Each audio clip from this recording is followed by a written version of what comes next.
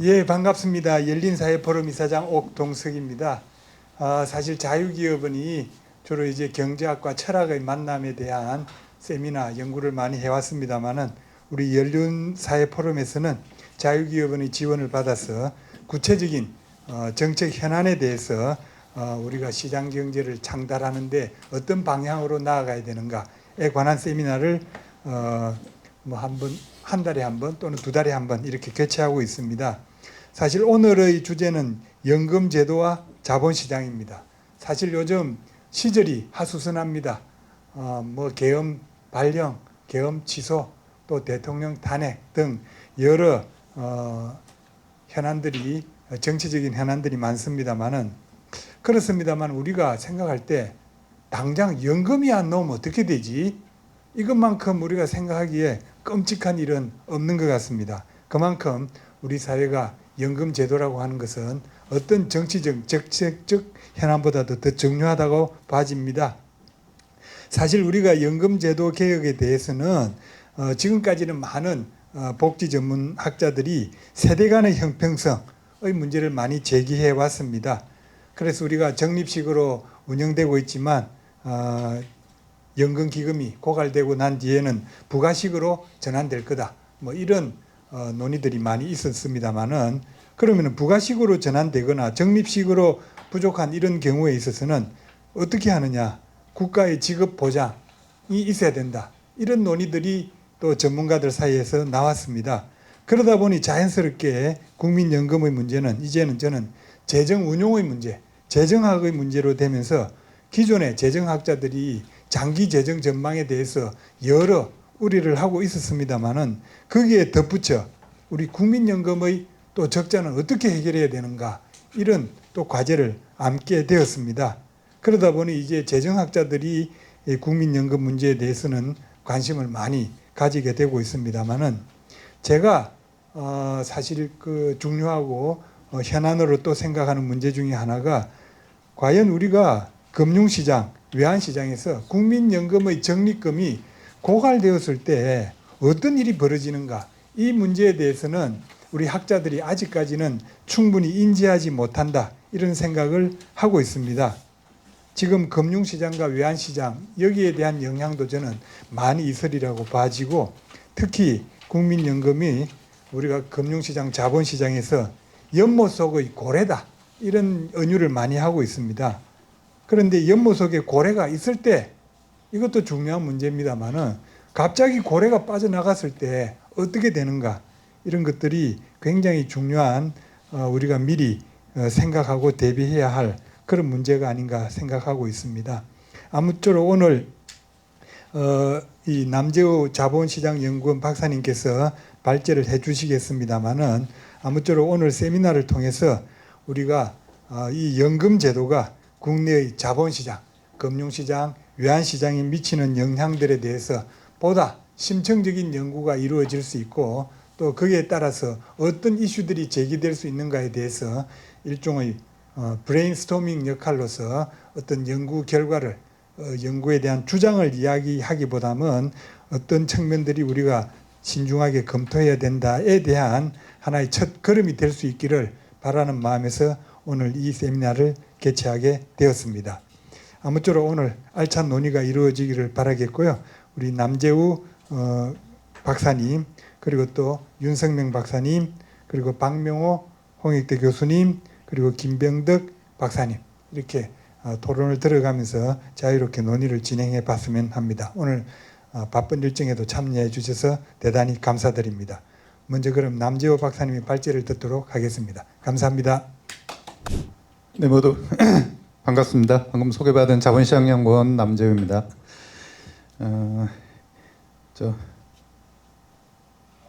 이사장님이 그 기조에서 말씀 주셨던 것처럼 제가 처음에 좀 관련 포럼 내용 뭐 그 주제라 그럴까요? 그거 이렇게 말씀 들을 때는 조금 더 이렇게 그 포커스가 약간은 달랐던 것 같습니다. 그러니까 일단 국민연금을 대상으로 해서 그 정부 재정 사실 그 이사장님 말씀처럼 향후 국민연금 제도와 정부 재정 정책과는 점점 더 연관이 깊어지겠죠. 그리고 지금 당장도 그 연금 개혁 과정에서 뭐 향후 그 기금이 고갈되었을 때 뭐 대량으로 정부 재정 지출이 있을 거를 대비해서라도 지금부터라도 어떤 그 정부 지원 내지는 재정 지원 방안이 마련돼서 실행되어야 되는 게 아니냐. 그 재정 안정화 관점에서 그 국민연금에 뭐 그런 논의들 그런 거 포함해서 그 국민연금과 재정과의 관계는 뭐 점점 더 밀접해지는 것 같습니다. 하지만 오늘 제가 말씀드릴 부분은 그거하고는 조금 비껴가서요. 조금 더 단기적인 시각이라고 볼 수도 있을 테고 아니면은 이제 그 기금 고갈을 전제로 한 어떤 그 시각이라고 볼 수도 있을 텐데요. 뭐 구체적으로 말씀드리면 시장에 대한 영향입니다. 시장에 대한 영향. 그 국민연금 기금이 지금 1,000조를 넘어서서 1,100조 가까이 규모로 쌓여 있고요. 뭐 잘 아시는 것처럼 한 1,800조 수준까지 확대되었다가 한 15년 비교적 짧은 기간이죠. 지금 그 재정 추계상으로는 2040년에서 55년 한 15년 사이에 급격하게 기금이 고갈되는 뭐 그런 스케줄을 가지고 있는데요. 그런 그 추계 상황이 그 국내 자본시장, 보통 자본시장이라고 하면은 뭐 주식시장, 채권시장, 외환시장 등등을 포괄하는 개념이 될 텐데요. 자본시장에 대한 영향, 뭐 이런 부분에 대해서 조금 말씀을 드리려고 합니다. 이제 그러다 보니까 제가 앞에 장표에서는 조금 다른 내용 내지는 논의를 조금 확대를 해서 그 전체 그 다층연금 체계에서 그 지금 국민연금과 퇴직연금, 개인연금 그 중에서 주로 이제 퇴직연금이 될 텐데요. 어떤 관계라 그럴까요? 상호 보완적인 관계 그 부분을 먼저 좀 말씀을 드리고 그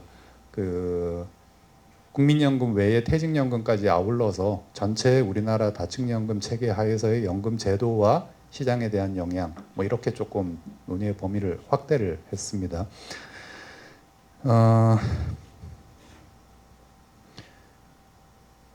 그 바로 이 슬라이드로 말씀을 드리는 게 나을 것 같은데요. 일단 뭐 너무 잘 아시는 내용이기는 할 텐데 최근에 그 연금 개혁 과정에서 그 모수 개혁 외에 이제 구조 개혁이라는 이름으로 그 국민연금, 공적연금뿐만 아니라 그 다층연금 체계 내에서의 전체 연금 체계 내에서의 구조 개혁 논의가 뭐 어떻게 보면 시작되었다라고도 볼 수 있을 텐데요. 이제 그러면서 그 국민연금 외에 퇴직연금이나 개인연금의 어떤 역할 내지는 상호 보완적인 관계 뭐 이런 것들 중심으로 논의가 되었던 걸로 기억을 합니다. 근데 이제 대부분의 그런 논의의 방향이라 그럴까 논의의 내용이 그 일종의 그 소득 대체율 관점 그러니까 제도의 역할로서 그 전체 적정 소득 대체율에서 뭐 국민연금이 어느 정도의 일정 역할 그리고 퇴직연금의 역할 그리고 그 나머지 비는 부분 내지는 더 추가적인 어떤 여유로운 삶을 위한 개인연금의 역할 뭐 이런 식으로 소득 대체율 관점에서 각 제도의 역할을 많이 얘기를 했던 것 같습니다. 이제 그러다 보니까는 상대적으로 그 기여율은 유사한데 그런 그 역할 측면에서 소득 대체율 측면에서는 굉장히 지금 미진한 퇴직연금에 문제가 굉장히 강하게 부각이 되었고요. 이제 그러다 보니까는 뭐 퇴직연금 보험료의 일부를 국민연금으로 전환을 한다라든지 이런 얘기부터 시작해가지고 합산소득 대체율 관점에서 이 제도를 어떻게 개편 구조개혁을 할 거냐 뭐 이런 논의들이 있었던 걸로 기억을 합니다. 뭐 아시는 것처럼 퇴직연금이 8.3% 기여율에 비해서 지금 소득 대체율에 대한 기여는 뭐 추산하기 나름이겠습니다만 거의 숫자가 잡히지 않는 수준이죠. 아시는 것처럼 그게 연금으로 지급되지 않고 중도 누수가 심하고 등등의 문제로 그리고 무엇보다 수익률이 굉장히 낮아서 그 연금 자산의 증식이 거의 이루어지지 않고 등의 사유로 인해서 퇴직연금의 이제 소득 대체율이 그 일정 역할을 다층연금 체계에서 못하고 있다라는 관점으로 이제 논의가 많이 되었던 것 같습니다. 그거 관련해서 조금 그 연금 체계를 구분하고 나누는 거에 뭐 좀 그 분류 방식이라 그럴까요? 뭐 그런 부분에 대해서 조금 제가 의견을 드리고 싶은 부분이 있어서 앞에 장표에 포함시켰는데 뭐 그 부분은 그냥 간단히 말씀만 드리고 스킵을 하도록 하겠습니다. 오늘의 본 주제인 그 시장에 대한 영향 그 부분에 좀 더 포커스하기 위해서요. 아시는 것처럼 퇴직연금은 성격이 조금 모호합니다. 성격이 조금 모호하다 보니까 우리가 그 다층연금 체계에서 그 퇴직연금의 그 역할 그리고 퇴직연금의 제도 목적 등등에 대한 어떤 정의 내지는 합의가 되지 않다 보니까 좀 그 전체 연금 체계의 구조개혁 과정에서 좀 혼선이라 그럴까요? 논란이 있었다라고 저는 생각을 합니다. 그러니까 퇴직연금 그 0층 1층에서부터 어떤 그 법으로 강제되는 내지는 필수적인 연금 체계와 그리고 2층 3층으로 올라가면서 어떤 그 개인의 선택에 의한 자발적인 선택연금 이렇게 크게 두 가지로 나눌 수 있을 텐데요. 퇴직연금은 그 가운데에서 좀 성격이 모호하게 섞여 있다라는 거죠. 뭐 그 잘 아시겠지만 퇴직연금이라고 우리가 흔히 부르는 게 DC, DB, IRP 이렇게 퇴직연금 제도가 구성되어 있다라고 얘기를 하고요. 근데 그 중에서 이제 IRP 같은 경우가 우리나라 퇴직연금 제도의 아주 그 구조적인 어떤 문제 때문에 어떻게 보면 만들어진 그 개인 퇴직 계좌라고 할 수 있을 텐데요. IRP가 크게 그 적립 IRP하고 퇴직 IRP 두 가지 형태의 IRP로 구성이 되어 있습니다. 거기서 퇴직 IRP라는 거는 그 좀 더 그 본연의 퇴직연금에 가까운 그런 그 개인 퇴직 계좌가 되겠고요. 그러니까는 그 퇴직연금의 어떤 지속성, 통산성을 위해서 그 개인이 기업을 옮기더라도 그 연금 자산을 훼손하거나 누수하지 말고 계속해서 퇴직연금 제도 내에 머물게 만들기 위해서 만들어진 게 퇴직 IRP 그렇게 되어 있고요. 그래서 이제 기업을 옮길 때 대부분의 이제 DC든 DB든 그 자기의 연금 자산을 IRP로 이전을 하도록 되어 있고요. 그거를 퇴직 시점, 은퇴 시점까지 계속 가지고 가도록 되어 있죠. 그 외에 이제 적립 IRP라고 해서 개인이 어떤 선택에 의한 추가 납부 형태로 이루어지는 IRP가 있습니다. 이 그 적립 IRP는 그 제도 목적이나 속성상 개인연금에 굉장히 가깝고요. 그러다 보니까 이 개인의 선택에 의한 퇴직연금 제도는 그 유인 체계가 가입을 독려하기 위한 유인 체계가 결국엔 세제 혜택밖에 없기 때문에 이 적립 IRP와 그 개인연금은 통산해서 같이 하나의 그 제도로 묶어서 세제 혜택이 제공이 되고 있고요. 뭐 여러분들 잘 아시는 것처럼 두 개 합해서 뭐 1년에 800만 원인가요? 그런 식으로 해서 세액공제 형식으로 세제 지원이 이루어지는 뭐 그런 형식인 거죠. 이제 그러다 보니까 퇴직연금은 이제 구조적으로 어떤 그 제도 활성화나 제도 개편의 기본 방향이 어떤 법에 의한 강제가 되는 그 DB/DC 퇴직 IRP 부분하고 세제 혜택을 통한 유인 기제를 확대해야 되는 그 선택연금 제도로서의 그 적립 IRP가 섞여 있는 그런 형태다라는 거죠. 이제 그러다 보니까는 그 제도 활성화 내지는 제도 개편을 위한 어떤 정책 방안을 만들 때도 이 부분을 뭐 법으로 강제하는 게 맞겠느냐 아니면은 더 세제 혜택을 강화해서 끌고 가는 게 맞겠느냐 등등해서 어떤 혼선이나 논란의 여지가 생기는 게 아닌가 뭐 그렇게 생각을 했습니다.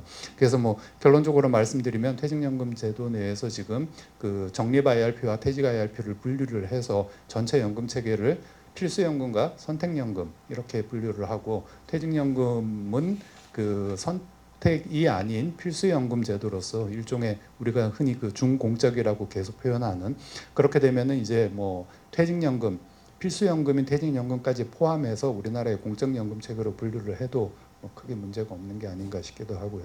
이렇게 그 필수연금으로 분류되는 그 연금 제도에서는 뭐 앞서 말씀드린 것처럼 제도 개편의 어떤 동의나 그럴까 기재가 어떤 법에 의한 강제가 기본이 되는 뭐 그런 방향으로 가야 되는 게 아닌가 그렇게 생각을 합니다. 그러면 이제 퇴직연금에서 지금 계속 논의되는 뭐 어떤 그 사각지대 해소를 위한 제도의 강제 전환이라든지 아니면은 뭐 중도 누수의 문제라든지 아니면은 그 연금이 아닌 일시금으로 지급받는 거의 문제라든지 이런 것들의 상당 부분을 이제 그 법에 의한 강제로 이 부분은 좀 그 방향이 제도 개선의 방향이 그렇게 잡혀야 되지 않는가라는 게 어떤 결론이 되겠습니다. 아, 계속해서 그 퇴직연금 얘기를 많이 하게 되는데요. 진짜 전체 연금 체계라고 했지만 그렇게 된 이유가 사실은 여기에서부터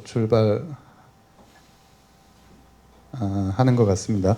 그러니까 그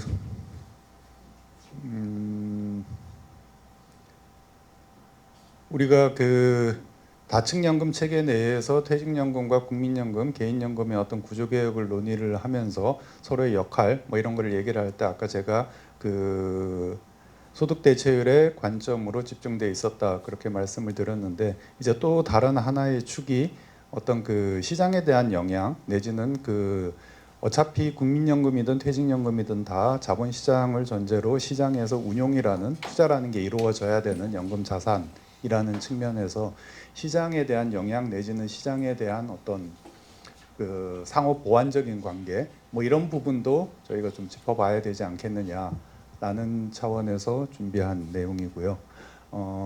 보다 구체적으로 말씀드리면은 그 부분이 될 수 있을 것 같습니다. 그러니까 지금 어떤 연금 개혁이나 이런 과정이 이루어지지 않고 만약에 계속해서 지금 이 재정 상황이 지속이 된다라고 하면 이제 뭐 잘 알려져 있는 그 추계 결과처럼 2040년에서 55년 사이에 이제 급격한 기금 소진이 이루어질 것이고요.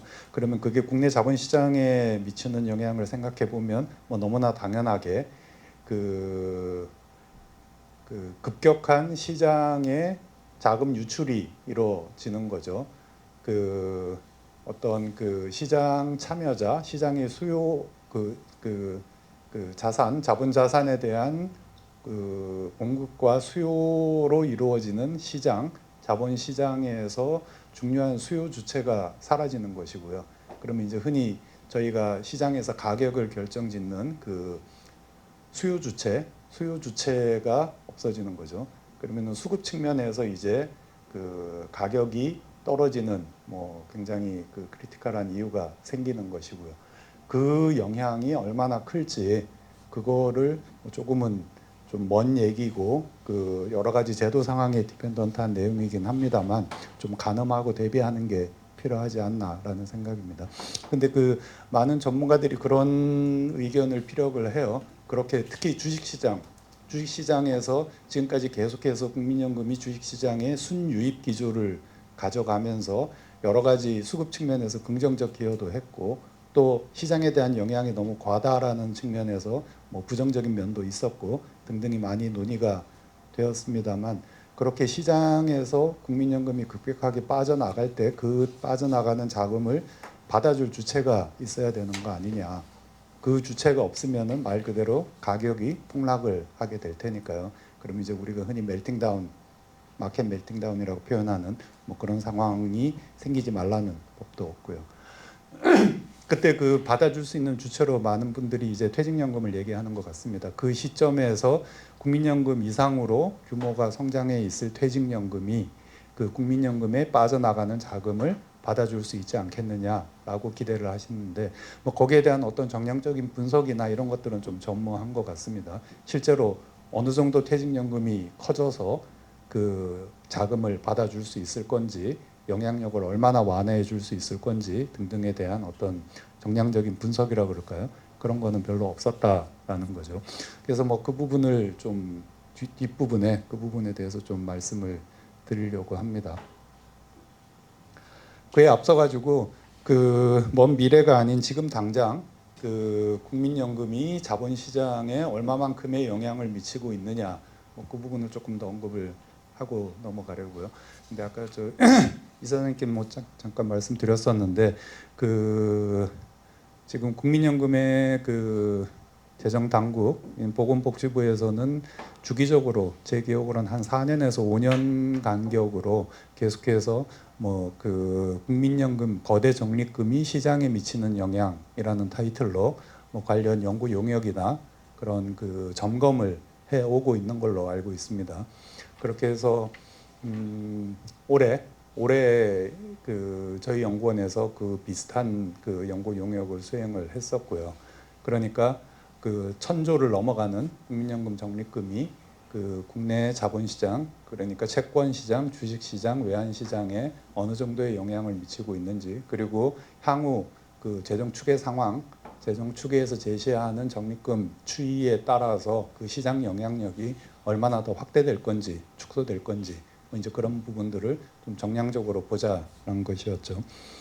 그래서 제가 그 연구 결과를 뭐 상세하게 오늘 말씀드리긴 좀 힘들 것 같고요. 그냥 그 대강의 아웃라인만 좀 그 말씀을 드릴 수 있을 것 같은데요.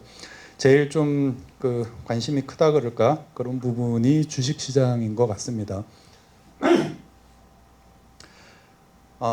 국민연금 기금이 국내 주식 시장에 미치는 영향, 뭐 이거를 그 결론적으로 짧게 말씀드리면은 그 생각보다 그 영향이 그렇게 크지는 않고 장기적으로 앞으로 향후 미래에는 그 영향력이 계속해서 축소되는 양상이다. 그렇게 정리를 할 수 있을 것 같습니다. 지금 뭐 여기 보시는 것처럼 그 전체 주식시장 시가총액 지금 1,000조 좀 넘는 걸 아는데요. 전체 시가총액 대비 국민연금이 어느 정도의 비중을 차지하고 있느냐라는 관점에서도 그렇고요. 그리고 개별 기업, 피투자 기업이 되겠죠. 기업의 지분율 측면에서도 그렇고요. 계속해서 국민연금의 주식시장에 대한 영향력은 축소되고 있다. 뭐 그렇게 말씀을 드릴 수 있을 것 같아요.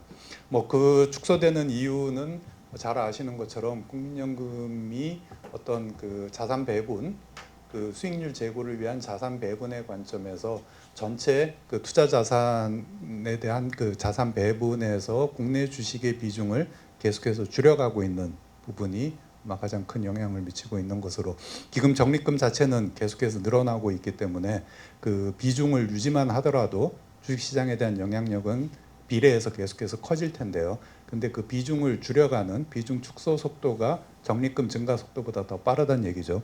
그러다 보니까 이제 2020년 이후에는 그 영향력이 계속해서 감소하고 있다.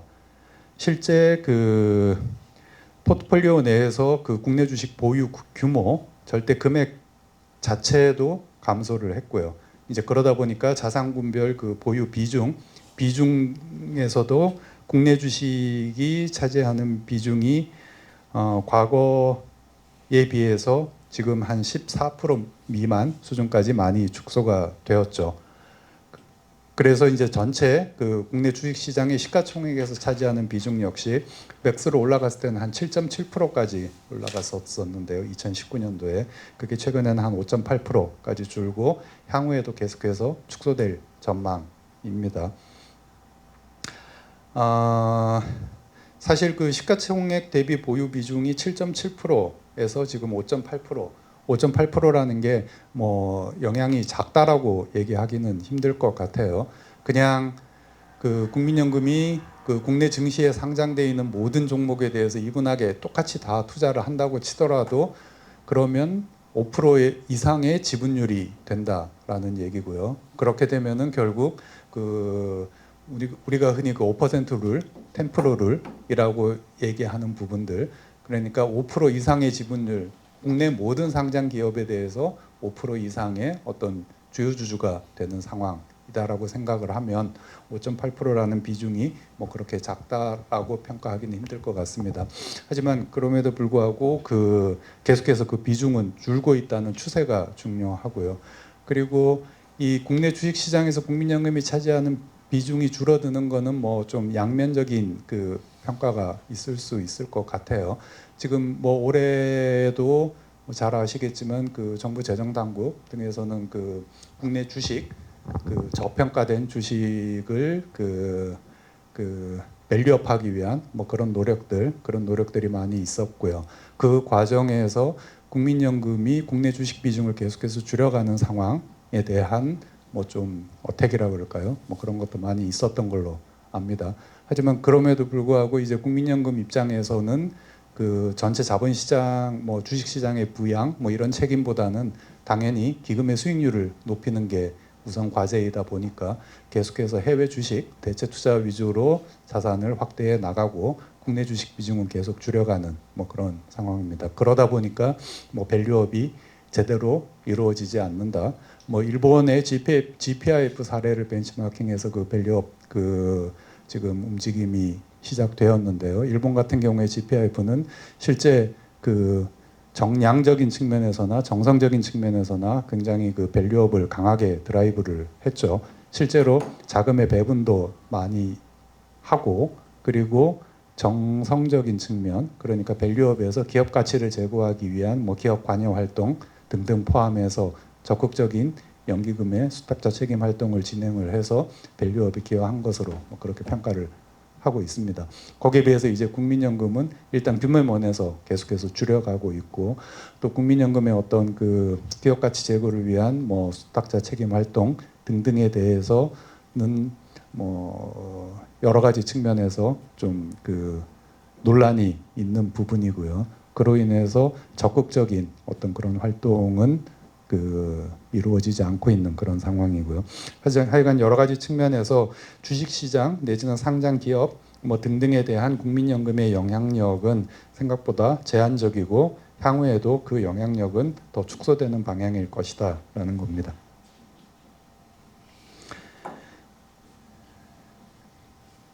채권 시장도 비슷합니다. 채권 시장도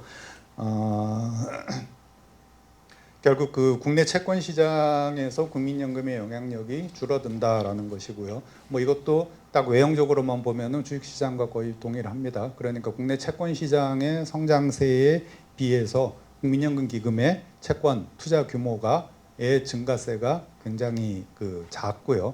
오히려 감소를 하고 있죠.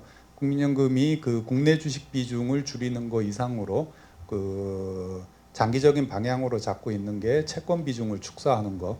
결국 이제 위험 자산을 확대하기 위해서 안전 자산인 채권을 축소하는 거. 근데 채권도 해외 채권 같은 경우에는 어느 정도 그 위험 자산의 속성을 띠기 때문에 결국 이제 안전 자산을 축소하기 위해서는 국내 채권 중심으로 축소를 하게 될 테고요. 그러다 보니까 이제 그 국내 채권 이제 발행잔액 기준으로 봤을 때 채권 시장의 연평균 성장세는 한 6.2% 정도 되는데요. 국민연금 기금의 국내 채권 증가세는 한 3.9% 수준. 그러다 보니까는 계속해서 영향력은 축소되고 있다. 뭐 그렇게 말씀드릴 수 있을 것 같습니다. 그 세부 시장별로 보면은 사실 그 국채 시장에서 영향이 가장 클 텐데 어쨌거나 이제 국채 시장에서도 그 영향력이 보유 규모 및 비중 측면에서 계속해서 감소를 하고 있고요. 그 기타 이제 그 우리가 그 신용채라고 부르는 그 특수채와 뭐 회사채 이쪽 시장에서도 그 국민연금의 시장에서 차지하는 영향력 비중은 계속해서 축소가 되고 있는 상황입니다. 그 세부 유형 중에서는 일부 그 금융채와 통한채 시장에서 소폭 그 규모가 확대되고 있는 것으로 그렇게 분석이 됩니다. 저희 해외 채권은 따로 표시가 안 돼 있습니다. 네, 여기는 지금 그 국내 채권 내에 이제 유형별, 세부 유형별로 분류해서 본 것이고요. 해외 채권을 감안하면 어떻습니까? 일단 시장에 대한 영향이라는 측면에서 그 해외 채권하고 국내 채권을 합산해 가지고 뭐 조금 살펴보기는 힘들 테고요. 해외 채권만 따로 놓고 보게 되면은 뭐 그 국민연금 해외 채권의 포트폴리오는 그 선진국 국채 위주에서 그 신흥국 플러스 그 우리가 신용채라고 얘기하는 회사채 등등으로 이렇게 포트폴리오가 변환되는 것으로 그렇게 이해할 수 있을 것 같아요. 그래서 최근에는 그 국민연금의 해외 채권 그 세부 유형 포트에서 보면은 생각보다 회사채나 뭐 이런 위험 채권 비중이 굉장히 높습니다. 그리고 꼭 그 선진국 아닌 그 신흥국 채권 비중도 굉장히 높은 편이고요. 국내 채권과 해외 채권 절대 금액으로의 비중은 어느 정도 됩니까? 대충 비율이? 네네. 네. 지금 보면은 국내 채권이 32% 지금 가장 최근 기준으로요. 32%이고 해외 채권이 31%. 국내 채권 비중이 약간 더 높네요. 네. 죄송합니다. 7%입니다. 예. 해외 채권이 아마 그 비중상으로는 가장 작은 자산. 그 원래 국민연금은 전통적으로 국내 채권 비중이 거의 한 80% 정도 되는, 아까 저 김병득 박사님이 그 기금 우리 초기에는 채권 투자밖에 할 수 없었다 뭐 그런 말씀하셨는데 한 80% 가까이가 국내 채권이었던 포트에서 지금은 제일 많은 자산이 해외 주식이고요. 예, 해외 주식이 가장 많은 자산이고 그 해외 채권이 가장 적은 규모 7% 수준으로 되어 있네요. 근데 국내 채권이 비중이 감소하는 속도가 굉장히 빠르다라는 겁니다. 저거는 굉장히 기금이 어떤 전략적인 방향을 갖고서 계속해서 국내 채권 비중은 빠르게 축소를 하겠다라는 방향을 견제해 왔기 때문에 한 80% 수준에서 30% 수준까지 계속해서 줄어들고 있는. 이게 정부 재정하고 조금 연결지어서 설명을 하면은 그 아까 제가 주식 시장에서 뭐 그 재정 당국의 어떤 그 밸류업을 위한 노력 등등하고의 문제 등을 좀 간단하게 말씀을 드렸는데 국채 발행 시장에서도 아마 비슷한 문제가 있는 것으로 알고 있습니다.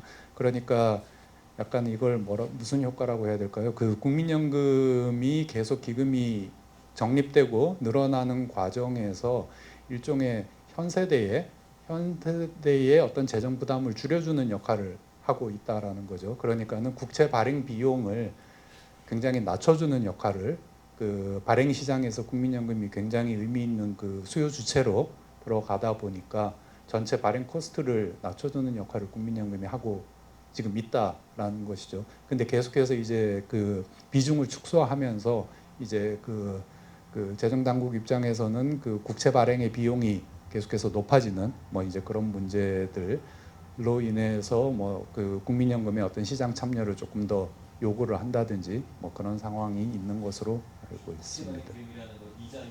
그렇죠. 예.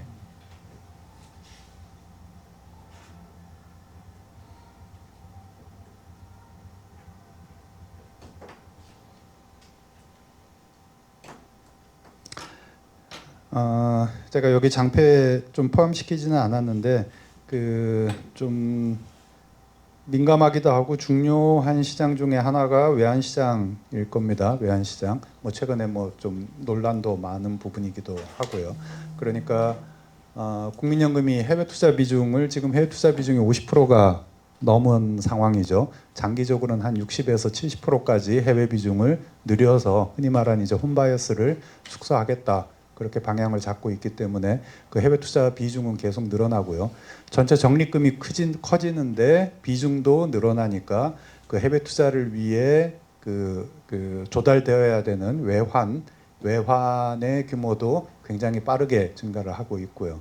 그러다 보니까는 이제 외환 시장에서 국민연금의 영향이 너무 과도한 거 아니냐. 뭐 어떤 단적인 예를 들자면은 뭐 그 환율이 급격하게 그 상승할 때 그 국민연금의 어떤 그 대규모 외환 달러 수요 때문에 환율이 그렇게 올라가는 거 아니냐. 내지는 이제 외환 당국에서는 그런 식으로 환율이 급격하게 상승하거나 할 때 국민연금이 어떤 환율을 좀 안정화시키는 그런 역할을 해줘야 되는 거 아니냐. 국민연금이 거래하는 내지는 수요로 하는 외환의 규모가 워낙 커지다 보니까요. 뭐 그런 부분들이 계속 제기가 되고 뭐 그런 것 같습니다. 근데 이 부분은 그 과거에 그 외환 시장에 미치는 영향 뭐 이런 그 연구 결과나 보고서를 보면은 일반적으로는 그 주식 채권 시장하고 유사하게 그 영향이 그렇게 크지는 않다 실제로 그런 결과가 대부분이었던 것 같아요. 근데 이제 그런 식의 결과가 도출되었던 이유 중에 하나가 그 어떤 평균 거래 규모 관점에서 봐서 그런 것 같습니다. 우리나라 외환 시장이 그 거래 규모 관점에서 보면은 굉장히 큰 시장이거든요. 지금 제가 여기서 외환 시장이라고 말씀드리는 거는 그 현물환 시장을 말씀드리는 거고요. 현물환 시장이 거래 규모가 굉장히 큰 시장인데, 그러니까는 뭐 그런 거죠. 일평균 내지는 그 연간으로 거래되는 전체 거래 대금에서 국민연금의 거래 대금 이렇게 비중으로 내게 되면은 한 5% 미만의 그 굉장히 작은 비중을 차지합니다. 그러니까는 국민연금의 외환 거래 규모가 전체 외환 시장의 거래 규모에 비해서 5% 미만의 굉장히 미미한 수준인데 뭐 영향력이 작지 않겠느냐. 라는 어떤 결론이었던 것 같습니다. 근데 최근에 좀 그 있었던 분석에서는 그런 식의 어떤 그 평균 거래 규모로 봐서는 뭐 저기 우리 임 박사님이 자주 말씀하시는 어떤 그 평균의 함정 같은 게 있을 수도 있고요. 그 실제 좀 의미가 있는 내지는 그 외환 당국이 좀 집중하는 상황, 그 상황에서는 생각보다 국민연금의 영향력이 크더라라는 겁니다. 그러니까 뭐 예를 들면은 환율이 갑자기 급격하게 올라가는 그 날 내지는 주간 그 시기에 이루어지는 거래에서 국민연금이 차지하는 비중을 보면은 한 50% 60%를 넘어가는 날들도 있거든요. 그러니까 환율이 그렇게 막 올라가는 시점에서는 국민연금을 제외한 다른 참여자들은 그렇게 그 환에 대한 수요가 많이 발생하지 않을 거예요. 근데 국민연금은 외환 시장, 외환 그 가격에 상관없이 굉장히 수동적으로 외환은 접근을 한다라는 거죠. 국민연금은 환에 대해서는 절대 투자하지 않는다라는 원칙이 있기 때문에 그냥 해외 투자에 뭐 흔히 말하는 해외 투자 상황이 발생을 하면 거기에 소요되는 외환 자금을 그 달러 그러니까는 그 외환 가격에 상관없이 필요한 금액을 그대로 시장에서 매수를 한다라는 거죠. 그러니까 환율이 막 올라가는 상황에서도 그거에 전혀 상관없이 국민연금은 어떻게 보면 일률적으로 계속해서 환을 그 매입하는 그런 상황이 되다 보니까 그렇게 급격하게 환율이 올라가는 시장 상황에서는 거래 규모의 거의 대부분을 이제 국민연금이 차지하는. 그러면 그 상황에서는 뭐 그 환율이 100원이 올라갈 거를 국민연금이 더 수요를 해가지고 150원까지 올라갔다. 이런 분석이 나올 수도 있다라는 거죠.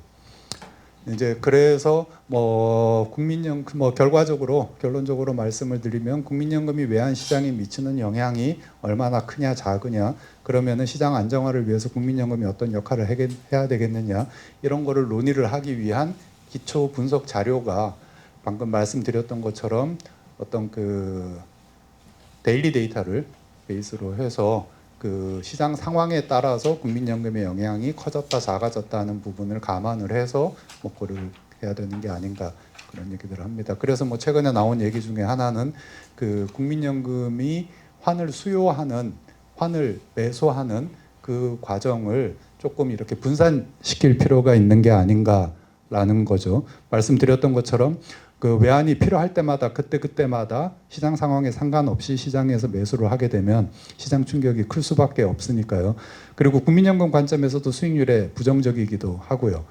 그 환이 비쌀 때 뭐 사야 되는 상황이니까요. 근데 국민연금은 당분간은 적어도 10년, 20년 동안은 외환 시장에서 일방적인 단방향의 매수 주체가 될 수밖에 없고 계속해서 환을 매도할 일은 없고 계속해서 사기만 하는 주체이기 때문에 그 일종의 그 매수 전략 같은 거는 국민연금이 가져가는 게 좋지 않겠느냐라는 거죠. 그러니까 그 필요할 때 그때 사는 게 아니라 그 흔히 외화 계정이라고 하는 계정을 따로 두고 있기 때문에요. 그 외화 계정의 보유 규모를 상당 수준 늘려서 그 외환이 달러가 그렇게 비싸지 않을 때 틈틈이 분할 매수를 하는 거죠. 분할 매수를 해두고 그 시장 상황에 따라서는 그 투자에 필요한 자금을 그 시장에서 바로 구입하지 않고 그 미리 분할 매수한 자금으로 충당하도록 하는 그런 그 환 매입 단가를 낮추기 위한 매수 전략 뭐 이런 것들을 국민연금이 구사하면은 그게 국민연금 입장에서는 어떤 수익률 제고에 도움이 될 수도 있을 테고 외환 시장 입장에서는 그 시장을 안정화시키는 그런 역할을 할 수도 있을 테고 그래서 뭐 그 부분들이 논의가 되고 일부 시행이 되고 있는 걸로 압니다. 질문 하나 해도 될까요? 예, 예. 저한테 기자분들한테 전화 자꾸 온 게 한국은행 국민연금 등등의 커런시 수업 있지 않습니까? 이 부분에 대해서 굉장히 이제 저한테 좀 약간 부정적인 코멘트를 들으려고 그러는지 자꾸 전화가 와서 저는 그쪽에 대해서 내가 외환들을 했지만 전문가 아니다 그러면서 이제 저 코멘트는 안 하는데 혹시 그 부분에 대해서도 좀 코멘트 좀 언급할 수 있는 점이 있으면 좀 말씀 주시면 좋을 것 같습니다. 지금 같은 상황에서. 그 질문 사항 들립니까? 예, 들어가긴 들어갔습니다. 아, 네.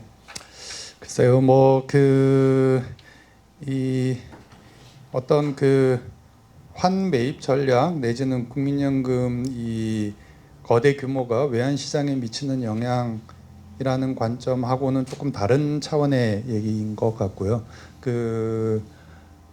국민연금이 환을 조달하는 방식 내지는 조달한 환을 이제 해제하는 방식, 해칭 수단, 조달 수단은 여러 가지가 있을 수 있을 텐데 그 중에 하나로 한은과의 외환 스왑을 통해서 환을 조달하는 방식, 그 방식이 일단 외환 시장에 미치는 영향이나 이런 걸 최소화하면서 국민연금 입장에서는 좀 안정적인 환 매입 창구가 있다라는 측면에서 나쁘지는 않은 것 같습니다. 나쁘지는 않은 것 같은데 모르겠습니다. 저도 이 부분은 전문이 아니어서 그게 외환 보유액이잖아요. 외환 보유액. 외환 보유액을 어떻게 보면은 외환 시장 안정화 내지는 그런 관점으로 활용을 하는 그런 상황인 건데 외환 보유액이 그렇게 활용되어도 괜찮은 건지라는 부분은 제가 잘 모르겠고요. 저도 좀 한 가지만 이게 이제 굉장히 민감할 수가 있어 한 가지만 제가 끼어들어 죄송합니다만 우리가 스몰 오프니까는 이제 어떤 금융이나 몇번 경험했고 2008년 글로벌 금융위 당이 잘 모르지 않습니까?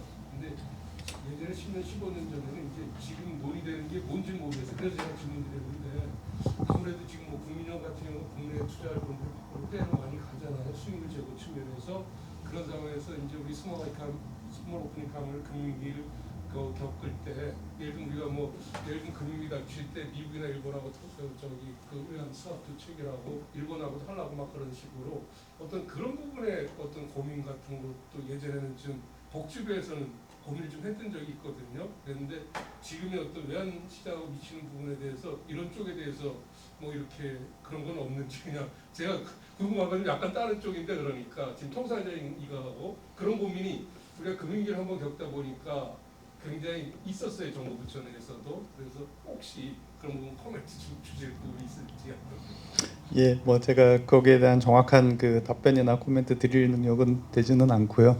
하여튼 그거 관련된 여러 이슈라든지 좀 논란이라든지 그런 부분들은 굉장히 많은 것 같습니다.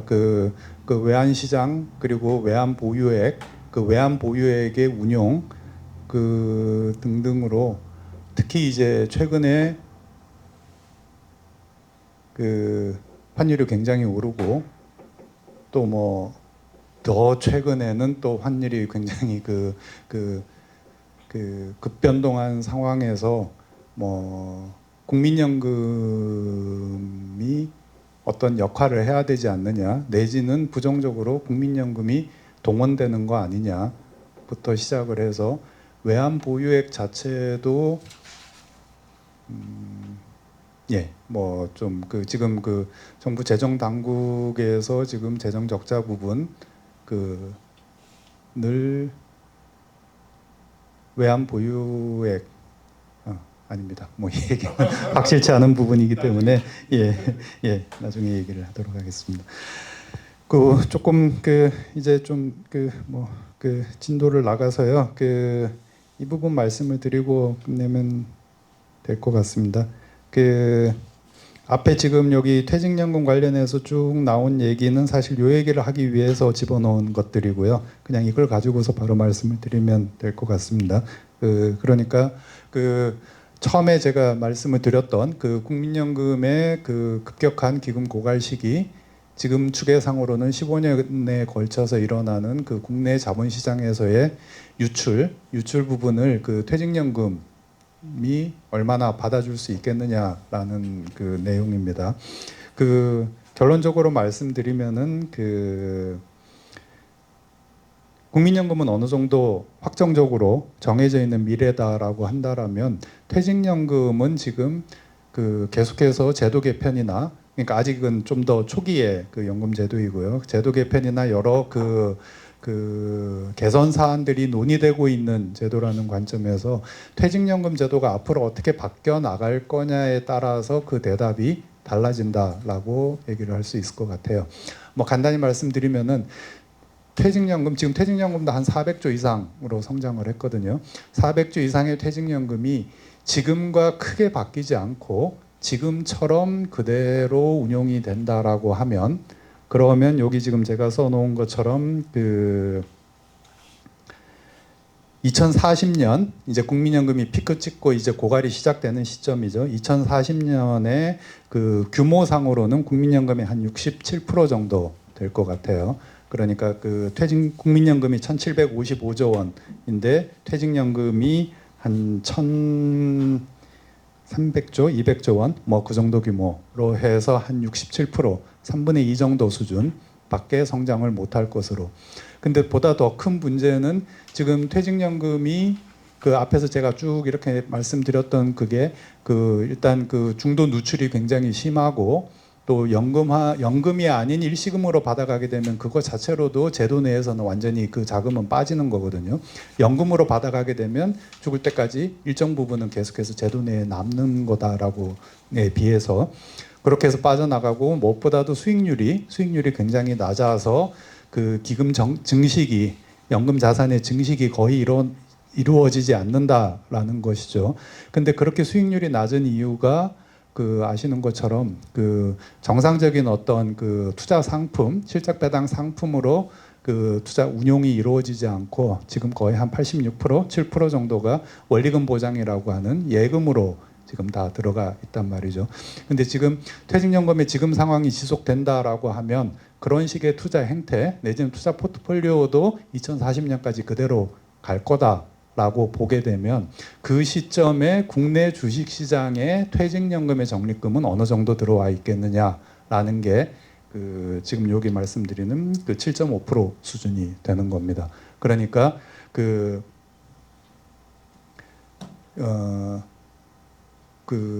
주식시장의 시총 대비 7.5%가 아니라 국내 주식시장의 국민연금의 투자 금액 대비 7.5%라는 겁니다. 그러니까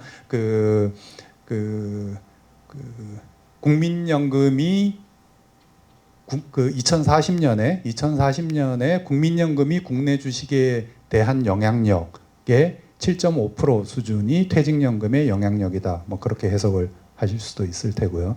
그게 이제 2055년 고갈 시점이 되면은 2040년 국민연금의 영향력의 12% 정도까지밖에 증가를 하지 않습니다.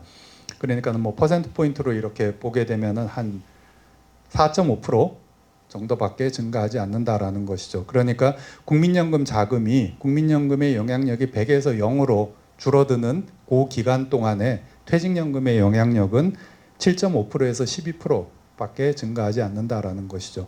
결과적으로 얘기하면은 국민연금으로 인해서 시장에서 유출되는 자금의 한 5% 미만의 자금만 퇴직연금이 받아줄 수 있을 거다라는 게 이 첫 번째 결론입니다.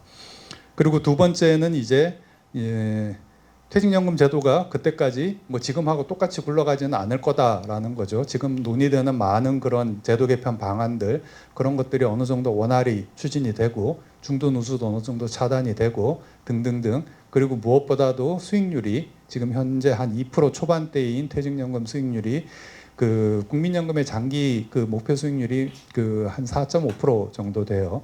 그러면은 퇴직연금도 국민연금하고 유사한 수준의 어떤 투자 포트폴리오를 구축을 하고 한 4.5% 정도의 수익을 낸다라고 가정을 하면은 이제 이런 시나리오가 나오는 겁니다.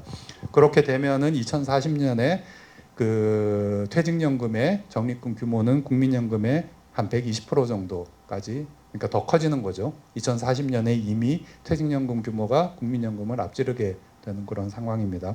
그때 이제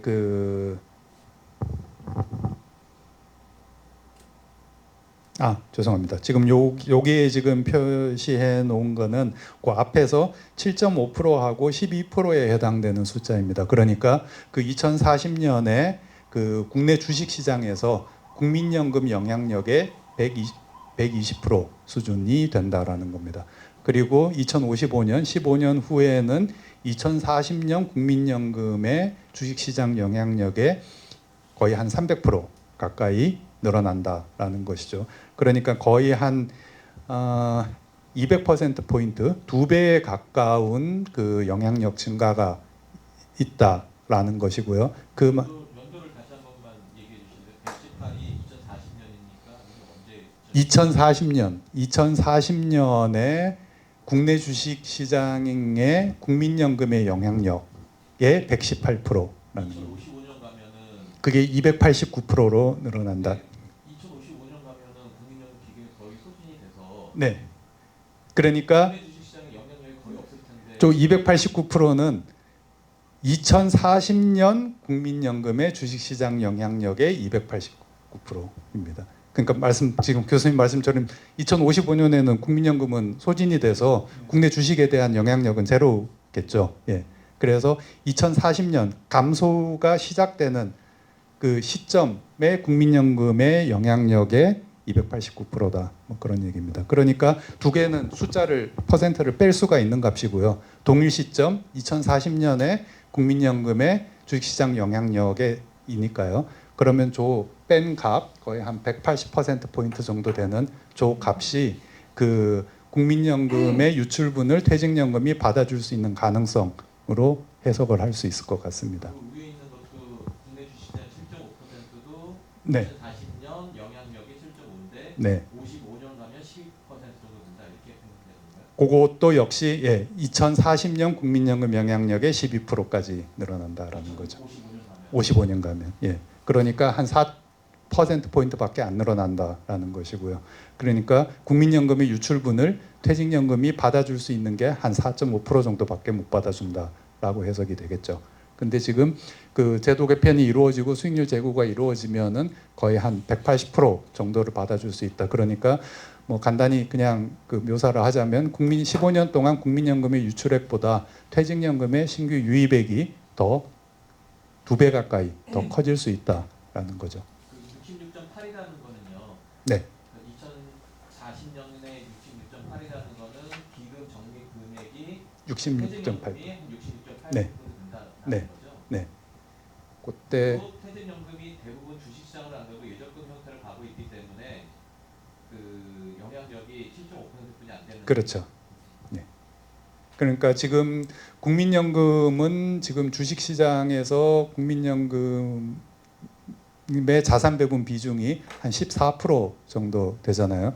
근데 퇴직연금은 지금 퇴직연금 400조 중에 지금 현재 국내 주식시장에 들어가 있는 비중, 자산 배분 비중으로 추산을 해보면은 한 1.6% 정도밖에 안 됩니다. 400조 중에 지금 한 자산 배분 개념으로 보면 지금 국민연금은 14%를 국내 주식에 배분하고 있는데 퇴직연금은 1.6%를 배분하고 있다라는 거죠. 그게 반영이 돼서 적립금 규모는 67%, 3분의 2 정도 되는데 국내 주식시장에 대한 영향력은 한 7%밖에 안 되는 뭐 그런 상황인 거죠. 근데 이제 여기서 두 번째 수익률 제고에서는 그게 거의 비슷하다라고 본 겁니다. 국민연금하고 비슷한 포트폴리오가 되어 있을 테니까 그때는 그 국내 주식에 대한 국내 주식 시장에 대한 퇴직연금의 배분 비율도 한 14% 정도 될 거다라고 가정을 해서 저 118%라는 수치가 나옵니다. DB형, DC형 그리고 IRP를 다 합친 건가요? 네. 지금 그림이 지금 저도 궁금해서 저도 처음 보는 그림이라 그러는데요. 지금 세로 막대 지금 파란색인지 까만색인지 모르겠어요.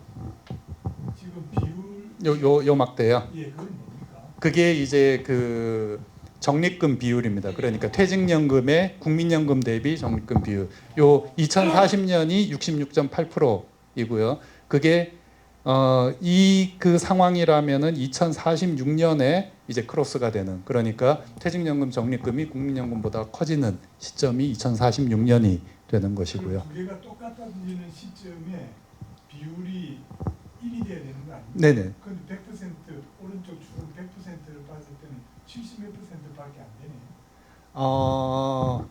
지금 요 축이 예.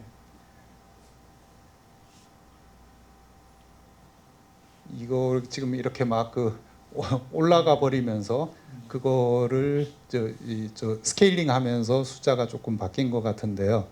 알겠습니다. 네. 그건 조금 이따 또 제가 하나 또 질문은요. 네, 우리가 국민연금의 적립금 그래프가 지금 올라갔다가 내려가는 거 지금 반대 포물 형태로 돼 있지 않습니까?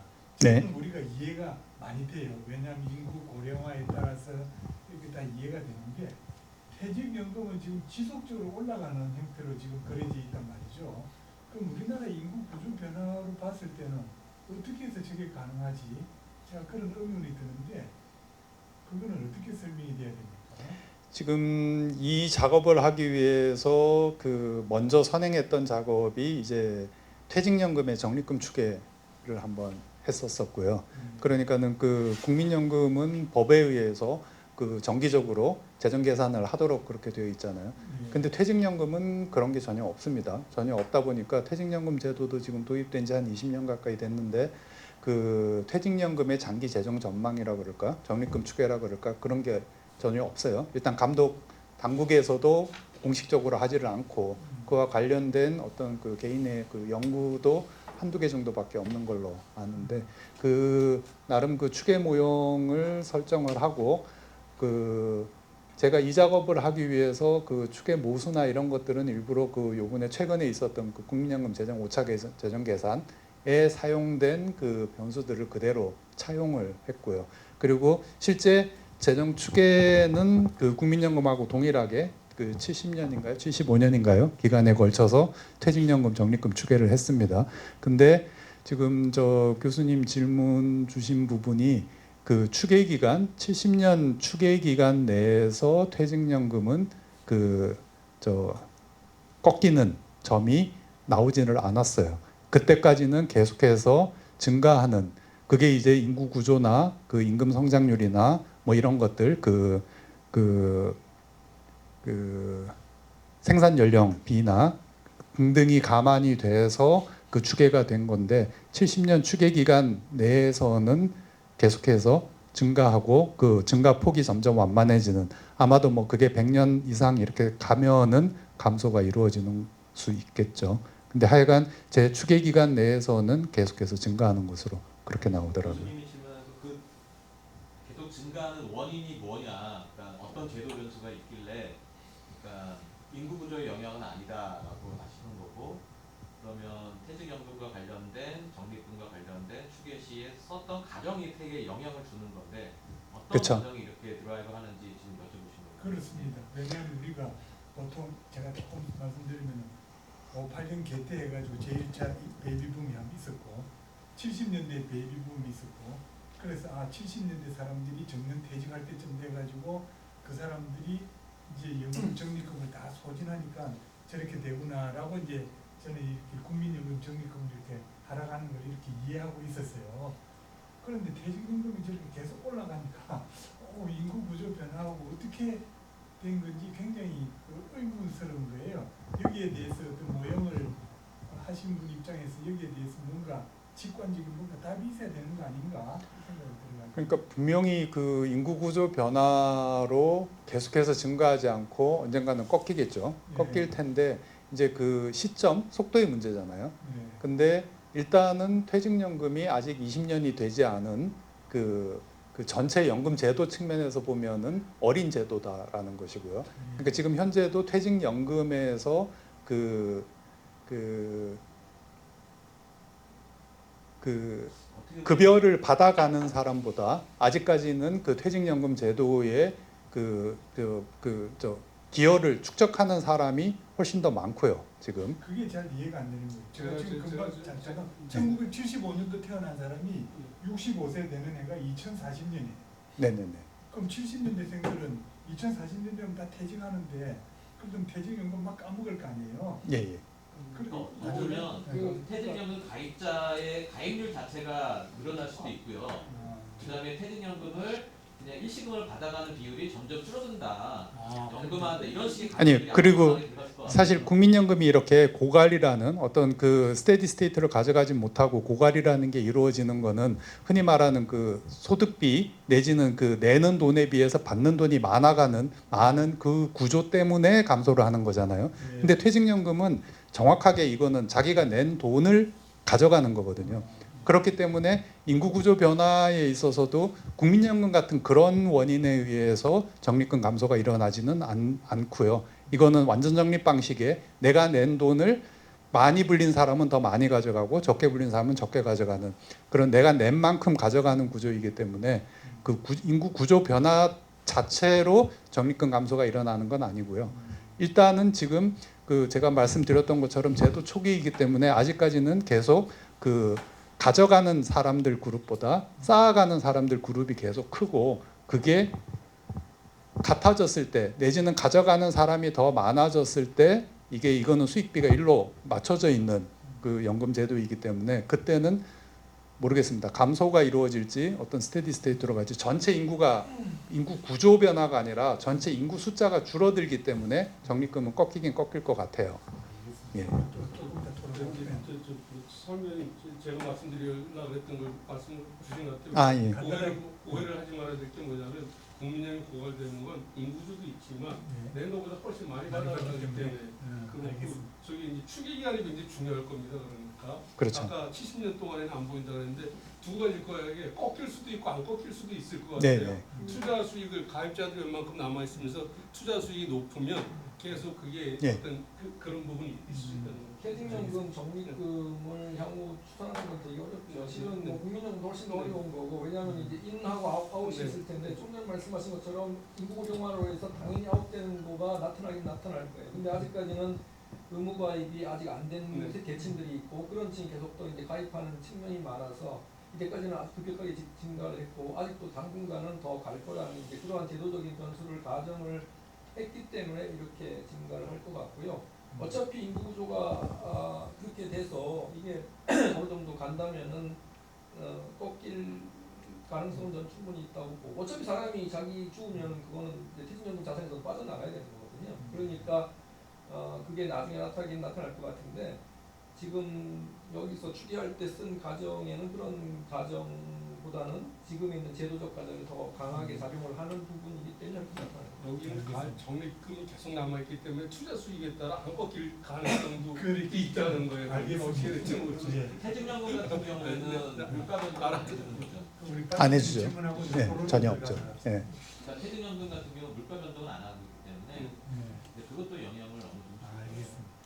그러니까 뭐 다시 한번 조금 그 강조를 하면 그 이 추계에 미치는 영향에서 그 인구 구조 그러니까는 생산 연령하고 노인 인구의 비율 그 인구 구조가 그러니까 인구가 고령화되는 그 영향은 크게 중요하지 않은 것 같습니다. 여기는 완전 적립 방식이기 때문에.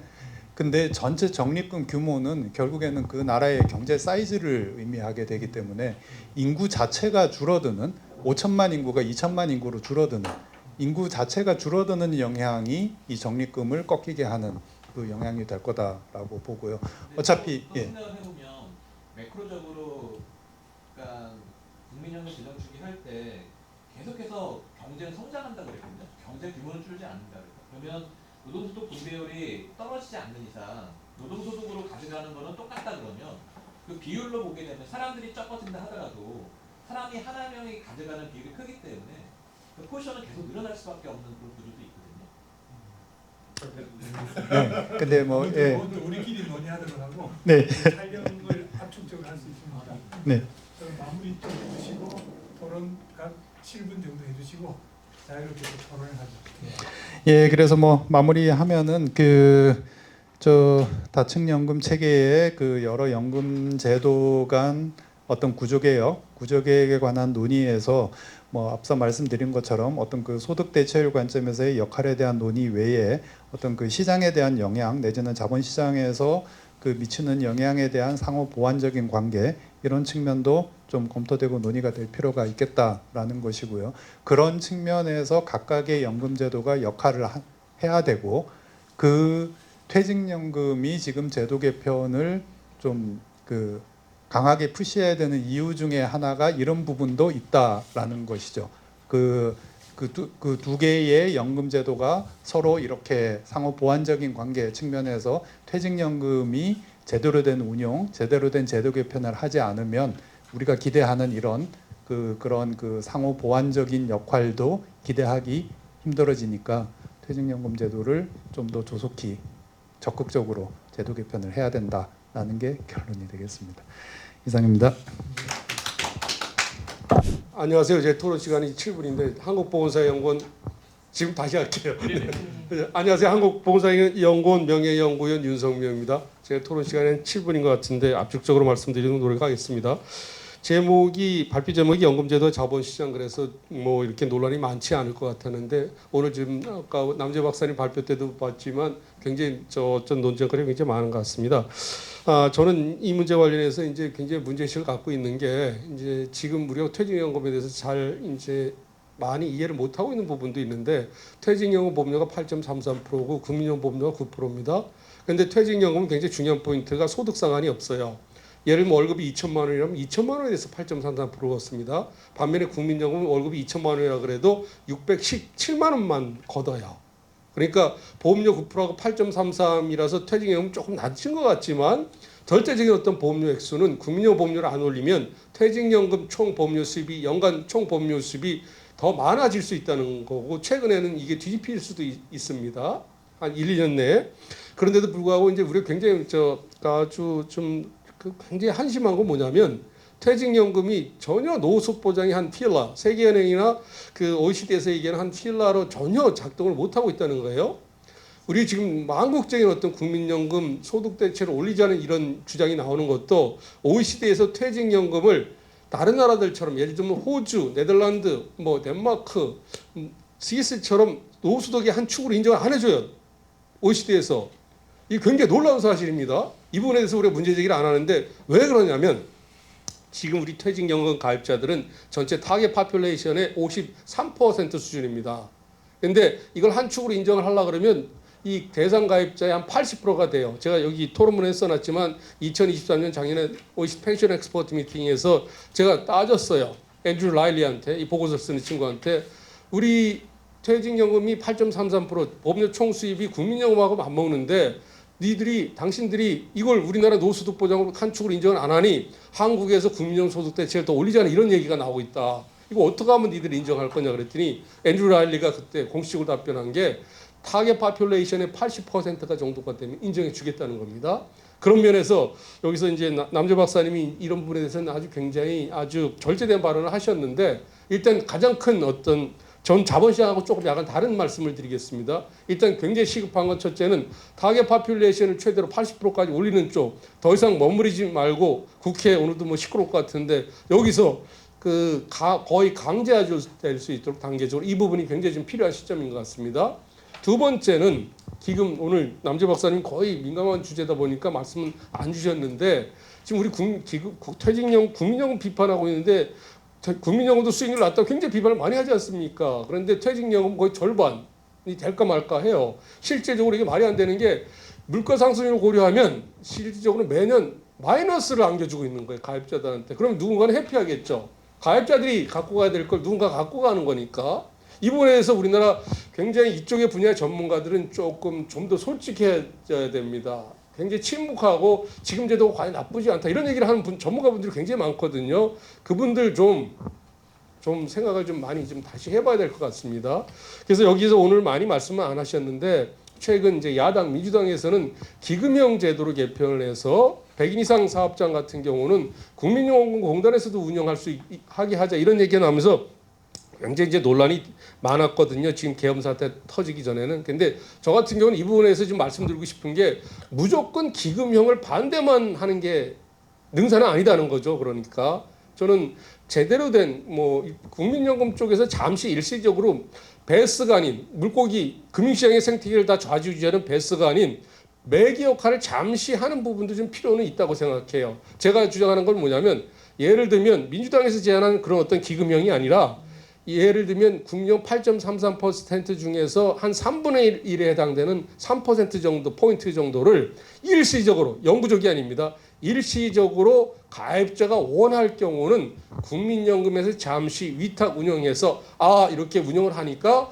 일반적으로 있잖아요.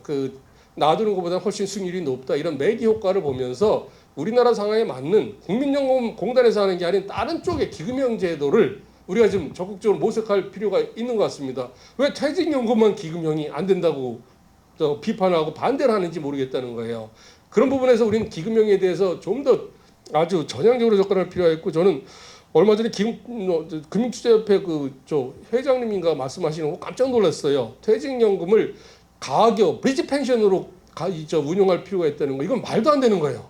어떻게 8.33% 제도를 단 5년 동안 그 국민연금 받기 전까지 일시적인 제도를 운영하겠다는 겁니까? 다른 나라는 이게 노후보장의 한 축인데 이건 엄청난 모럴 해저도고, 이 부분에 대해서는 노후보장을 연구하는 사람들이 굉장히 적극적으로 비판을 하면서 이런 쪽으로 안 갈 수 있도록, 이런 쪽으로 가면 안 되는 쪽으로 굉장히 좀 문제 제기를 많이 해야 될 것 같고요. 뭐 제가 나중에 토론할 때 말씀을 드리겠지만, 지금 우리나라의 어떤 정책당도 아주 냉철한 자기 반성이 좀 필요합니다. 지금 우리 퇴직연금이 이 정도까지 올 동안에 우리 금융당국, 금융위원회, 기획재정부는 무슨 역할을 했는지에 대해서 솔직한 자기 반성을 좀 할 필요가 있어요. 제가 저출산고령사회위원회에서도 우리나라는 퇴직연금이나 등등 운용 수수료는 굉장히 다른 나라에 비해서 높은 것 같다는 얘기를 했어요. 예를 들면 덴마크의 ATB 같은 경우는 운용 수수료가 굉장히 낮습니다. 우리는 어쨌든 가입자한테 돌아가는 어떤 혜택은 별로 없으면서 프로바이더, 금융기관한테 간 혜택들은 상대적으로 제가 봤을 때는 좀 많은 것 같습니다. 그런 관점에서 제가 한 10년 전, 12년 전에 호주, 뉴질랜드를 가서 거기는 어떻게 슈퍼애니메이션 그 퇴직연금 제도가 잘 되는지 제가 직접 트레저리하고 담당 운용 사업자들한테 물어봤어요. 다행히 그쪽에서 핵심 멤버들이 나와서 잘 설명해 주는데, 그쪽에서는 그러더라고요. 우리는 가능한 퇴직연금 사업자들을 최대한 경쟁시켜서 그 혜택이 퇴직연금 가입자한테 가도록 모든 노력을 다한다는 거예요. 근데 지금까지 우리나라에 벌어지는 행태들은 그 반대로 가고 있는 것 같습니다. 가입자에 대한 어떤 혜택 보장보다는 가급적 공급자의 목소리를 굉장히 더 많이 들어주는 것 같고, 그리고 지금 우리나라 퇴직연금의 어떤 상품들이 전엔 3,300개인가 넘었다 그러는데 지금도 2,000개가 넘습니다. 전 세계적으로 이렇게 퇴직연금 운영하는 나라는 제가 볼 때는 없는 것 같아요. 나중에 남재 박사님 좀 답변 좀 해주세요. 지금 웬만한 나라들은 적격 퇴직연금 상품으로 100개 이하고, 다른 나라 호주 같은 데는 제가 알기로 10개도 안 되는 걸로 알고 있어요. 이것도 확인해 주시기 바랍니다. 그런데 우리는 2,000개 넘는 금융상품들, 금융기관이 제시하는 모든 상품들 다 퇴직연금 상품으로 내놓고서 당신들이 알아서 하라 그러니까 이 상황들이 벌어지고 있거든요. 그런 측면에서 뭐 고용노동부 노력도 많이 필요하겠지만, 이 금융상품이다 보니까 금융위원회 또 기획재정부의 어떤 많은 관심, 또 가입자 관점에서 노력이 필요할 것 같고, 그렇게 해야 지금 망국적인 국민연금 소득 대체율을 더 올리자는 이런 목소리도 굉장히 약화될 수 있을 것 같고, 만약에 퇴직연금이 우리나라 노후보장 한 축으로 보장이 포함이 된다 그러면, 이미 1997년 우리 금융위기를 겪으면서 세계은행이 2000년도에 우리 백투더 리포트를 작성할 때 이런 내용이 있었어요. 한국의 국민연금 당시 60%하고 퇴직연금 8.34%를 고려하면 한국의 노후소득 대체율은 지나치게 높다, 낮출 필요가 있다, 이런 얘기까지 했거든요. 근데 지금 와서 국민연금 소득 대체율을 높이자는 건 퇴직연금이 노후보장제도 한 축으로 작동을 못하기 때문입니다. 그런 부분에 대해서 우리가 굉장히 많은 공동의 관심사를 갖고 많은 문제 제기를 해야 될 것 같습니다. 감사합니다. 네, 저는 금융연구원의 김병덕입니다. 이쪽 연금 관련된 연구를 줄곧 해왔고요.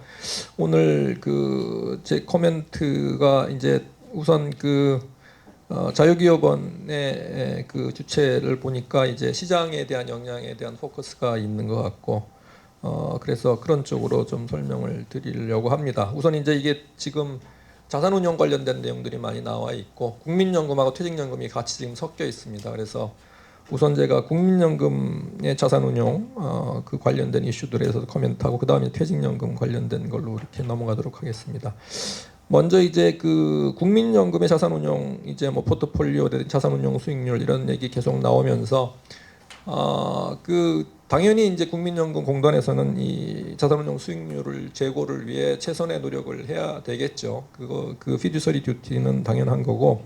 근데 이제 저희가 이제 국민연금 제도 개선을 할 때 이제 결국은 이제 재정 추계를 할 때 이 자산운용 수익률이 결국 버짓 컨스트렌트에 어떻게 보면은 로우 모션으로 들어가는 거거든요. 자산운용 수익률이 적립금에 이제 멀티플라이 돼서 그 다음 적립금으로 가고 하기 때문에 이게 수십 년에 걸치면 상당히 큰 영향력을 미치는 변수는 변수입니다. 그런데 어떻게 보면 이 자산운용 수익률을 그냥 명목적으로 좀 높이면은 훨씬 더 좋은 모습을 가져갈 수 있기 때문에 이거를 아주 상당히 마음대로 컨트롤할 수 있는 변수로 이렇게 보려는 경향이 있는 것 같아요. 근데 저는 이게 약간의 그 포트폴리오 변화를 통해서 움직일 수 있는 룸은 있지만 이게 마음대로 그렇게 쉽게 움직일 수는 마음대로 할 수 있는 그런 변수는 아니에요. 절대로 프리 컨트롤 베어러블은 아니에요. 이게 어퍼 바운드가 있고 그 어퍼 바운드를 넘어가게 되면은 갑자기 앱션 인베스트먼트 프론티어가 아주 킥이 생기면서 갑자기 수익률이 다운될 수 있는 그런 변수이기 때문에 너무 과도한 목표 수익률을 잡는 거는 결코 사후적으로 바람직하지 않다. 그래서 뭐 자산운용 수익률을 뭐 몇 퍼센트 올리면은 뭐 기금 고갈이 몇 년이 늘어나는데 이게 상당히 비현실적인 가정에 근거한 장밋빛 그 전망을 할 수 있는데 결과론적으로 바람직하지 않을 수 있다. 뭐 그런 그 첫 번째 코멘트가 그거고요. 그 다음에 이제 그 현실적으로 국민연금의 포트폴리오를 분석할 때 국내 주식 비중 그리고 국내 보유 주식의 비중 이런 것 때문에 어떠한 시장 왜곡이 일어나는가가 또 하나의 가장 큰 이제 이슈인데 실은 이미 국민연금이 주식 포트폴리오를 갖고 있는 거로 인해서 시장 왜곡 현상들이 많이 일어나고 있죠. 단적인 예를 제가 들어보자면은 국민연금이 그 MBK 블라인드 펀드에다가 투자를 하고 있고 또 직접 투자로 고려아연을 갖고 있어요. 근데 MBK 투자 펀드가 고려아연을 지금 공격을 했죠. 국민연금 입장에서는 어느 쪽에 손을 들어야 될까요? 상당히 그 이해상충이 이미 발생하고 있습니다.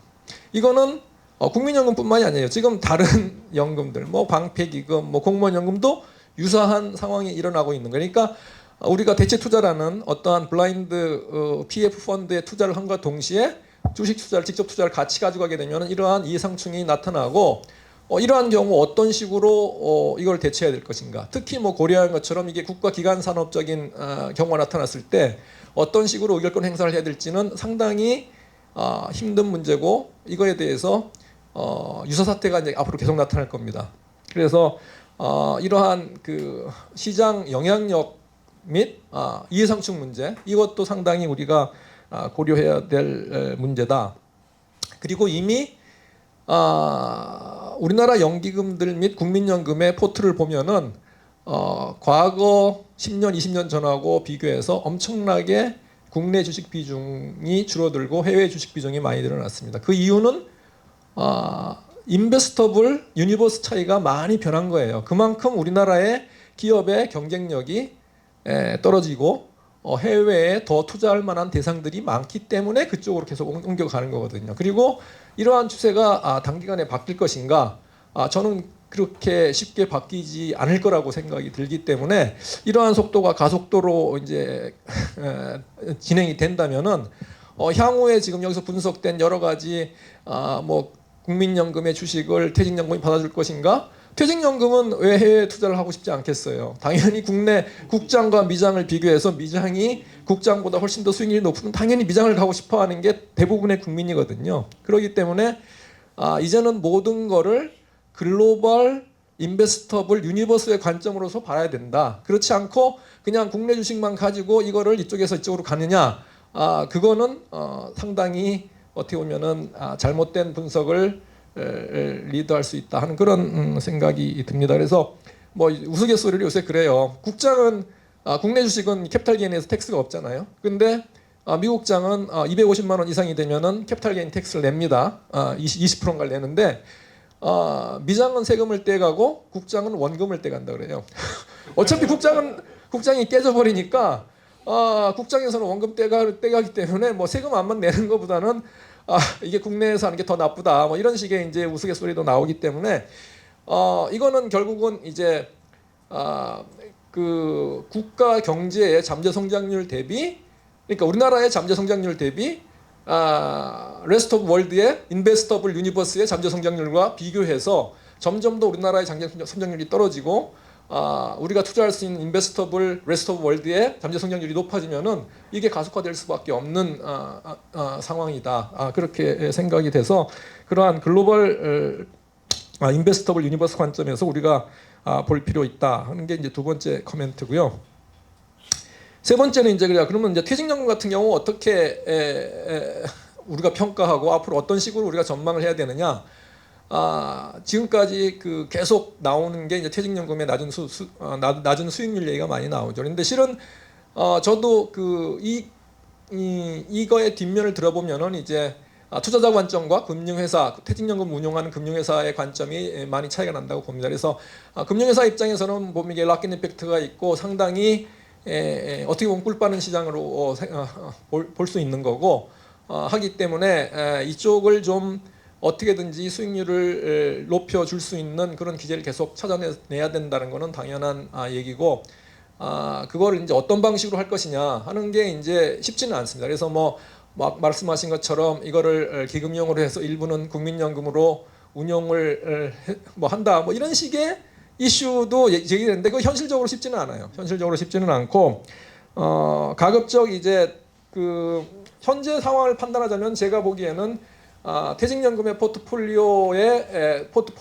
그러니까 투자 자산의 성격과 그거에 비해서 그리고 이제 금융회사들이 주는 서비스 대비 수수료는 과다한 측면이 있다. 그래서 일부 이 수수료 수익이 좀 더 투자자에게 트랜스퍼 될 수 있는 룸이 있다고 저는 개인적으로 판단을 하기 때문에 그러한 식으로 여러 가지 그 기제를 좀 만들어야 될 것 같은데 이거는 여러 가지 그 측면이 있는 것 같아요. 일부는 그 말하자면은 그 운용 규제 같은 것도 좀 아직까지 있는 거거든요. 왜냐하면 퇴직연금 자산을 해외에다 마음대로 투자를 못하도록 지금 해놨어요. 그러니까 그런 식의 아까 말씀드린 글로벌한 그 관점에서 마음대로 하지를 못하고 하는데 이제 뭐 그런 서비스를 받으면서 이 정도의 수수료를 내는 게 바람직할 것이냐 하는 것도 좀 우리가 고민을 해봐야 될 것 같고 그래서 그 아까 말한 이제 퇴직연금이 국민연금의 시장 영향력이 급속히 줄어들 때 그것을 받아줄 것이냐 그거는 그 제도가 어떻게 바뀌냐에 따라서 저는 뭐 그 모르겠어요. 그러니까 퇴직연금이 그거를 받아주는 기제로 자꾸만 이렇게 접근하는 것은 바람직하지 않은 생각이 좀 듭니다. 뭐 간단하게 두서없이 제가 코멘트를 드렸습니다. 이상입니다. 예, 홍익대학교 박명호입니다. 이렇게 토론할 기회를 주셔서 감사하다는 말씀 먼저 드리고요. 그러니까 제가 이제 최근에 이제 그 어디를 갔다 왔냐면 노란우산 공제회라고 있더라고요. 그러니까 노란우산 공제회가 이제 그 자영업자나 그러니까 소규모 법인들이 이제 가입할 수 있는 공제회인데 지금 우리 그 남지호 박사님이 말씀해주신 것처럼 우리 다층 연금 체계를 구축하는 거 관련해 가지고 제가 지금 말씀을 드리고자 하는데 우리나라 같은 경우에는 연금 성격의 그 공제회들이 너무 많아요. 그렇지만 우리가 이걸 갖다가 우리가 다층 연금 체계를 논할 때 각종 공제회를 갖다가 우리가 포함하고 있지는 않거든요. 그래서 그러니까 국가 차원에서 보게 되면 사실상 이런 공제들도 공적으로 운영이 되는 거거든요. 예를 들어서 노란우산 공제 같은 경우도 중소기업 벤처부에서 사실상 중소기업 중앙에다 위탁을 해서 하고 있는 거고 예를 들면 사립학교 교원들 같은 경우 교원 공제라고 있는데 그것도 교원 그 교육부에서 사실상은 그 어떻게 보면 거기서 기금과 공제와 관련된 적자들이 발생했었을 때 메꿔줘야 되는 그런 조항들도 있거든요. 그렇다 그러면 우리가 다층연금 체계에 대해서 얘기를 할 때 이런 각종 공제회들 어떻게 보면 사각지대에 빠져 있는 그런 각종 공제회와 관련해서도 국가 차원에서 어떻게 운영할 것인지에 대한 어떤 큰 틀에서 좀 고민이 좀 필요하다는 생각이 들고 있고요.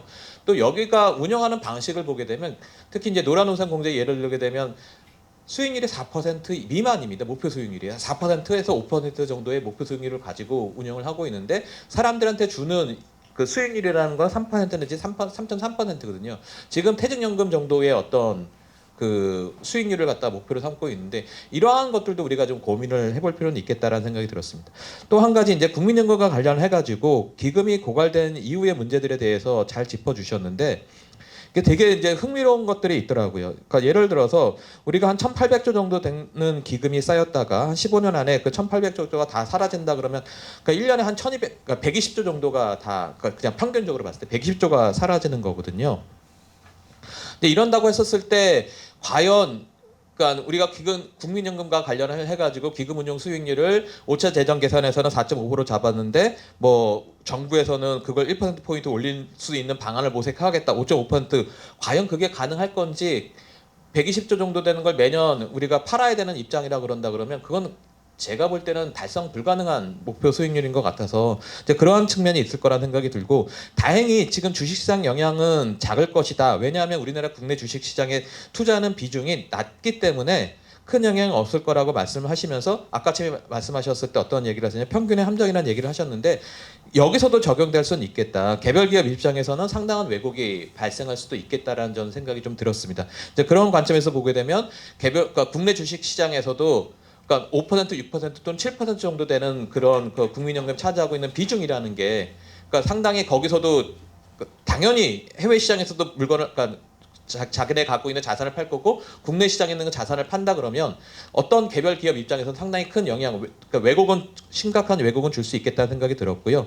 또 한 가지 재미있는 말씀, 그러니까 국가재정을 운영하는 사람 입장에서는 재미있는 말씀이 국채 발행 비용이 채권 시장에서 주는 영향을 볼 때 국채 발행 비용이 상당히 커질 것이다라고 얘기를 하셨는데 이거는 어떻게 보면 지금까지 그러니까 국채 이자율과 관련을 해가지고 그 장기 재정 전망을 하는 사람들이 상당히 간과하고 있는 부분들입니다. 이거는 사실상 국채의 어떤 이자 비용이 커진다 그러면 이건 의무 지출이거든요. 이자 비용도 의무 지출이 상당히 더 커질 수 있는 그런 상황이어서 이러한 부분들도 국가 재정에 어떻게 보면 장기적인 흐름에 네거티브, 그러니까 안 좋은 영향을 줄 수 있는 거고요. 외환 시장과 관련을 해가지고 지금 우리 남재호 박사님은 주로 현재와 관련해서 그러니까 환율이 상승하는 효과만 얘기를 하셨는데 어떻게 보면 그 기금이 고갈되는 그 시기에서는 거꾸로 영향을 줄 거다. 환율이 떨어지고 그 환율이 떨어진다고 했었을 때 단순히 그러니까 외환 쪽뿐만 아니라 이게 물가에도 상당히 안 좋은 영향을 줄 거고 그렇다 그러면 이 국세 수입 측면에서도 이게 물가가 상당히 낮은 상황이라 그러면 우리는 물가 연동을 안 하고 있기 때문에 그러니까 국세 수입에도 상당히 부정적인 영향을 줄 수 있을 거라는 생각이 좀 들었습니다. 그러니까 이런 관점에서 보게 된다 그러면 국민연금이 기금이 고갈되는 그런 시기에는 아까 말씀하신 것처럼 국가의 어떤 재정 측면에서 보게 되면 이자 비용이 상당히 늘어날 것이고 국사 수입에는 네거티브한 영향을 줄 것이고 특히 외환시장 측면에서는 상당히 큰 그 우리가 보강되는 어떤 노력들이 필요할 거다라는 생각이 드는데 그렇다 그러면 아까 말씀하셨던 것처럼 그 퇴직연금 자체가 과연 국민연금을 대체할 수 있냐 규모적으로는 앞서 말씀하신 것처럼 커갈 수는 있을 텐데 그 포트폴리오 측면에서도 그 이쪽에서 팔아가는 것들을 갖다가 이쪽에서 다 먹어야 되는 그런 상황이어서 그러니까 퇴직연금이 어떻게 보면 포트폴리오 측면에서 국민연금의 현재의 모습들을 닮아가지 않으면 그 국민연금의 어떤 기금 고갈 그 시기에서의 그런 축소되는 모습을 갖다가 영향력을 최소화한다는 그런 관점에서 보게 되면 그럼 어떻게 보면 상당히 지금 퇴직연금의 어떤 포트폴리오가 국민연금과 상당히 닮아가가지고 그걸 흡수해야 되는 그런 상황인 것 같다라는 말씀을 드리고 싶습니다. 예, 이상입니다. 오늘 뭐 정말 저는 뭐 개인적으로도 유익한 시간이었습니다만은 오늘 좋은 발제 토론 정말 뜻깊었다고 생각이 듭니다. 사실 저는 국민연금의 적립금 고갈 이후의 우리나라 거시 영향이 어떻게 된가 걱정을 했는데 또 한편으로는 퇴직연금이라는 또 다른 제도에 대해서도 말씀을 해주시고 해서 이런 부분에 대한 연구가 더 많이 이루어질 수 있어야 되겠다. 그럼으로써 우리가 장래 거시 경제에 대한 불확실성을 줄이는데 여러 고민들을 같이 해야 되지 않을까 뭐 이런 생각을 해봤습니다. 감사합니다.